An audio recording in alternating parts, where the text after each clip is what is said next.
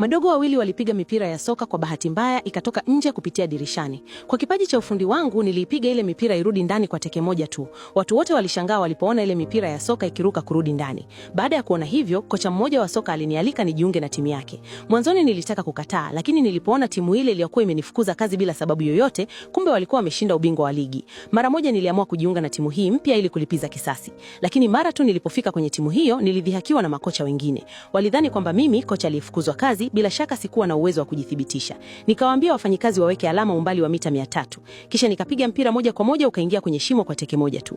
Baada ya hapo nikaweka mpira wa soka nyuma yangu, kisha nikapiga teke la baiskeli na mpira ukapita moja kwa moja kwenye tundu dogo kabisa. Tukio hili liliwashangaza kabisa watu wote waliokuwepo. Kupitia mafunzo yangu, nguvu ya timu iliongezeka sana kwa kasi kubwa. Muda mfupi baadaye tulifika fainali na mpinzani wetu alikuwa ni ile timu niliyokuwa nikifanya kazi nayo zamani. Baada ya mechi kuanza, wachezaji wetu walifunga goli la kwanza. Nilidhani tungeweza kuwashinda kwa urahisi, lakini ghafla walibadilisha mbinu zao. Kila pasi tuliyopiga ilikuwa inakatwa mapema.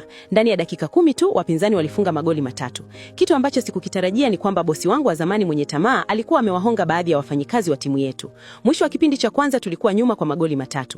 Baada ya kugundua kuwa mbinu zetu zilikuwa zimevuja, niliwaambia wachezaji waachane na mbinu zile na waamini uwezo wao wenyewe. Kila mmoja acheze kulingana na nguvu zake. Kipindi cha pili kilipoanza, wapinzani bado walikuwa wanapanga safu yao kulingana na mbinu zetu za awali, lakini wachezaji wangu hawakufuata sheria hizo tena kabisa. Haraka sana matokeo yakasawanzishwa.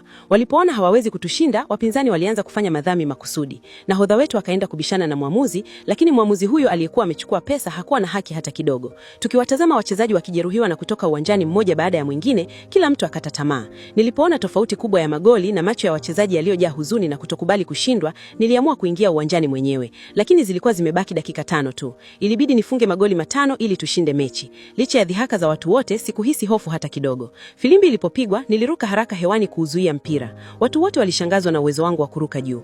Walipotambua hawawezi kunizuia, wachezaji wote wa timu pinzani walinikimbilia. Nilipoona hivyo, niliupiga mpira juu hewani moja kwa moja. Sekunde iliyofuata nikaruka tena haraka na kuupiga mpira wa soka kwa nguvu zangu zote kuelekea golini.